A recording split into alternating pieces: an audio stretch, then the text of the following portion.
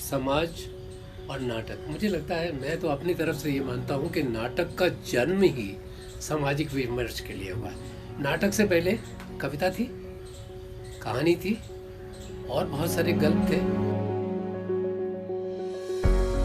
ये जो audio visual जो आया है ना, इसमें क्या होता है कि एक ग्रुप तैयार करता है, एक समूह तैयार करता है, एक नाटक और एक बड़े समूह के लिए करता है, और ये एक प्रश्न फेंकता है वो अपनी ऑडियंस में और चाहता है उस पर विमर्श किया जाए। एक मंटो की खोल दो, ये कोई 18-20 लाइन की कहानी है, अपने आप में पूरी विभाजन की त्रासदी को लेकर लिखी गई कहानी है। और सबसे बड़ी खूबी इस कहानी की यह है कि ये एक ऐसे व्यक्ति ने, मतलब एक मुसलमान राइटर ने एक उस तरफ की गई हैवानियत का जिक्र किया है जो कि अक्सर हम जब दूसरे की आलोचना करते हैं तो अपनी बड़ाई करते हैं और दूसरों की बुराई दिखाने की कोशिश करते हैं। बड़ी खूबसूरत कहानी है और इससे एक समझा जा सकता है कि कितनी पीड़ा से, खास तौर से सब लोगों के साथ औरतें गुजरी। हर जगह औरतों की लूट मार सी हुई, औरतें उन लोगों के लिए भोग की ऐसी सामग्री हो गई कि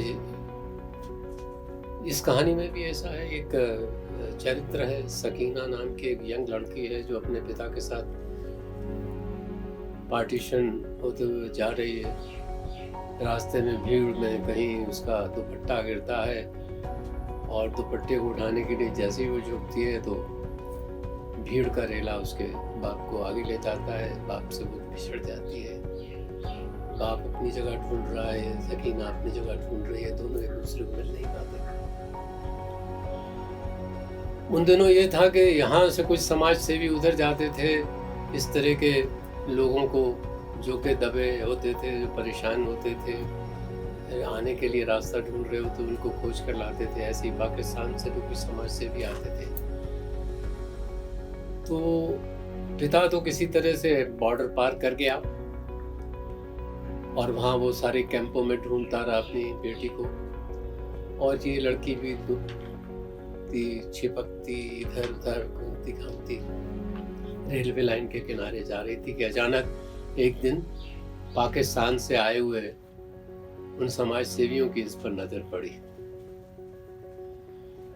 और वो उसको अपने साथ ले गए। इस बीच उसका बाप ढूंढता रहा, नहीं मिली। अचानक एक दिन खबर आई कि कैंप में एक लड़की आई है और बहुत बुरी हालत में है, और तो बाप को भी ऐसा लगा कि मैं देख के आऊं कहीं ये मेरी बेटी ना हो। तो वो बेटी स्ट्रेचर पे लेटी थी, बहुत बुरी अवस्था में थी। डॉक्टर ने ये देखकर कि उसको सांस लेने में दिक्कत हो रही है, उसने कहा अपने असिस्टेंट से कि ये खिड़कियां दरवाजे खोल दो। ये खोल दो एक ऐसा शब्द रहा जिससे उसने अपनी शलवार का नाड़ा ढीला किया और खोल दी। ये एक शब्द में उसके साथ हुई त्रासदी की पूरी पीड़ा। तो आताताई ऐसा नहीं कि दूसरे धर्म वाले ही थे, अपने लोगों ने भी किया।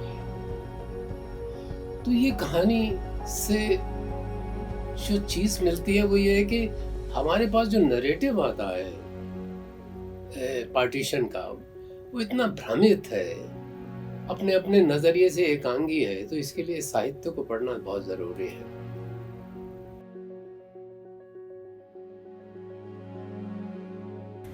मेरा परिवार, मतलब मैं पाकिस्तान में पैदा हुआ और जब हिंदुस्तान आया तो बहुत छोटा गोद में बच्चा था, तो इसलिए मुझे अपने घर की, पाकिस्तान की कोई याद नहीं है। धुंधली सी कोई याद है तो वो कुछ ऐसी है कि मैं रेलवे मालगाड़ी के एक डब्बे में अपनी माँ की गोद में बैठा हूँ। उसके बाद सुनी सुनाई बात यह है कि हम वहाँ से फाजिल्का आए, अबोहर आए, अबोहर से हरिद्वार गए, फिर वहाँ से लुधियाना गए और वहाँ कोशिश की, क्योंकि हमारा कारोबार वहाँ सूत और रेशम का था, तो लुधियाना भी कुछ इसी तरह की चीज़ों में काम करता था, तो वहाँ गए, लेकिन वहाँ भी परिवार का मन नहीं लगा। उसके बाद हम लोग हरिद्वार कुछ दिन रहे, फिर दिल्ली आए और दिल्ली में आके मेरे परिवार वैष्णव संप्रदाय को बहुत मानने वाला था और मथुरा, वृंदावन, गोवर्धन के प्रति बहुत आसक्ति थी। तो हमारे कुछ जानने वाले आगरा चले गए थे, तो उन्होंने बुलाया, तो मेरे पिता के पास ये था कि भाई वृंदावन बहुत नज़दीक है वहाँ से, गोवर्धन बहुत नज़दीक है, तो ये एक क्राइटेरिया था, वो चले गए।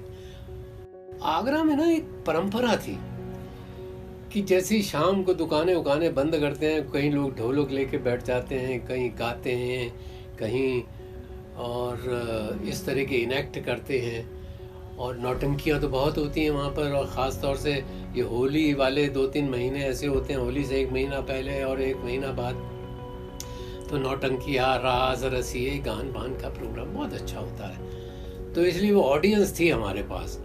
तो शाम के वक्त जब हम ऐसा करते थे, तख्त लगा के, बल्ब लगा के करते थे, पूरा मोहल्ला इकट्ठा हो जाता था। अब जैसे हमने किया तो उससे हमें बड़ी प्रसिद्धि मिली, हमारी एक पहचान बनी, और पहचान जो है वो आदमी को थोड़ा सा तो गर्व देती है और मुझे लगता है अभिमान भी देती है। तो हमें भी हुआ, तो हम और तेज़ी से बढ़ने लगे और कई शो। फिर उसके बाद हमने एक नाटक किया कफन, वो भी प्रेमचंद। अच्छा, एक और मज़े की बात बता रहा हूँ, ये 14-15 साल की उम्र में प्रेमचंद हमने पूरा पढ़ लिया था, हिंदी में सारा कुछ पढ़ लिया था। मतलब मुझे लग रहा था वहाँ एक नागरिक प्रचारणी सभा थी, एक उपन्यास एक दिन में पढ़ लेते थे, इतना पढ़ने का शौक था। टीचर ने हम लोगों को इतना किया कि वो IPTA के जब शो हुआ करते थे वो हमें ले जाने लगे, और फिर यही गीत सबसे पहले नाटक से पहले हम लोग गाते थे, एक क्वायर बना दिया हमारा। तो मुझे लग रहा है हमें तो पता नहीं कितनी संख्या में गाया होगा, और फिर हम इसे फील भी करने लगे। सारे जहाँ से अच्छा हिंदुस्तान हमारा, हम सिर्फ गाते ही नहीं थे, हम इसे फील करते थे, महसूस करते थे। और यहाँ से फिर यह हुआ कि एक सामाजिकता से हमारा सरोकार हुआ, और थिएटर और समाज, इसके रिश्ते जो हमारे दिमाग में बने, इसलिए थिएटर आज भी मेरे लिए सामाजिक सरोकार का ही एक हिस्सा है। उसमें एंटरटेनमेंट उसका एक साधन है। तेगा से मैंने ननहाल बनाई,